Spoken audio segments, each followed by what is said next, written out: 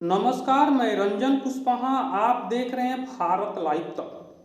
लोकसभा में विपक्ष के नेता राहुल गांधी इस समय विदेश दौरे में और वहां पर ऐसे ऐसे बयान दे रहे हैं, ऐसे ऐसे देश विरोधी ताकत से मिल रहे हैं जो इस समय सुर्खियां बिटोर रहे हैं। जी हां दोस्तों, उन्होंने आरक्षण पर लेकर जो सवाल उठाए और उन्होंने जिस तरह देश के दुश्मनों से मिले तो उन पर भारतीय होने पर भी शक हो रहा है। और ये हम बात नहीं कह रहे हैं, यह भारत के उपराष्ट्रपति जगदेव धनखड़ जी कह रहे हैं, क्योंकि हमारा सभ्यता 5000 साल पुराना है और मेरे सभ्यता में ऐसा नहीं लिखा गया है कि आप विदेश में जाकर दूसरे देश में जाकर अपने देश का शिकायत करें। अगर आप विदेश जाते हैं तो एक राजदूत के तौर पर जाते हैं और आप ऐसे बात नहीं कर सकते हैं। उन्होंने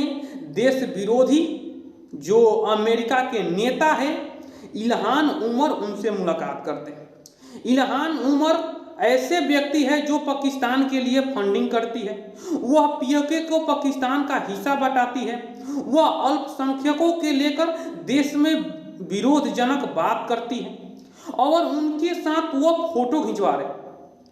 और यही नहीं, मोदी सरकार के 370 हटने पर 35 ही हटने पर उन्होंने विरोध जता चुकी है। और वैसे ताकतों से राहुल गांधी मिले हैं।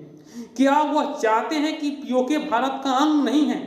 अगर उनके समर्थन में खड़े हैं तो जो बात वह कह रही है वह राहुल गांधी भी कह रहा है और इसीलिए उन पर सवाल उठ रहा है क्या वह भारतीय हैं। ये सवाल जो उठा रहे हैं जगदेव धनखड़ जी उठा रहे हैं। जी हाँ दोस्तों, लोकसभा चुनाव में उन्होंने आरक्षण विरोधी मोदी सरकार को बताया था। उन्होंने कहा था कि मोदी सरकार जब चुनाव जीत जाएंगे और 400 सीटें लेकर आएंगे तो वह संविधान खत्म कर देंगे, भीमराव अंबेडकर साहब का आरक्षण खत्म कर देंगे। और वह अमेरिका में जाकर बोलते हैं कि जब भारत विकसित हो जाएगा उसके बाद हम आरक्षण खत्म कर देंगे। क्या आरक्षण विरोधी मोदी सरकार है या राहुल गांधी है? आप सोच सकते हैं, क्या भारत के एक नागरिक पाकिस्तान विरोधी हो सकता है? नहीं हो सकता है। लेकिन राहुल गांधी के डीएनए में खोट है, वह पाकिस्तान के साथ जाकर खड़े हो गए हैं। वह इल्हान उमर के साथ जाकर खड़े हैं जो पाकिस्तान के पीओके के लिए फंडिंग करता है और आप बोलते हैं कि हम भारतीय हैं। वही आपकी सरकार 2010 के पहले 2007 में अटैक करता था, आप लोग चुपचाप सहते थे। निर्दोष आदमी मारा जाता है, आप सहते थे।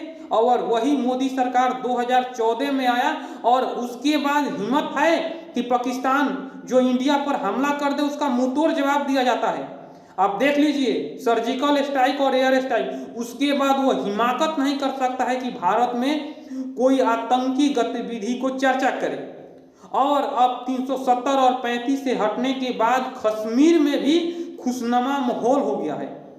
और उसके बाद भी मोदी सरकार पर आप सवाल उठाते हैं और आप विदेश में जाकर, अमेरिका में जाकर, वाशिंगटन डीसी में आप इल्हान उमर से मुलाकात करते हैं, आप देश विरोधी ताकत से मुलाकात करते हैं।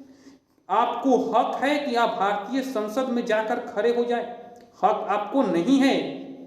लेकिन आप देश विरोधी काम मत कीजिए राहुल गांधी।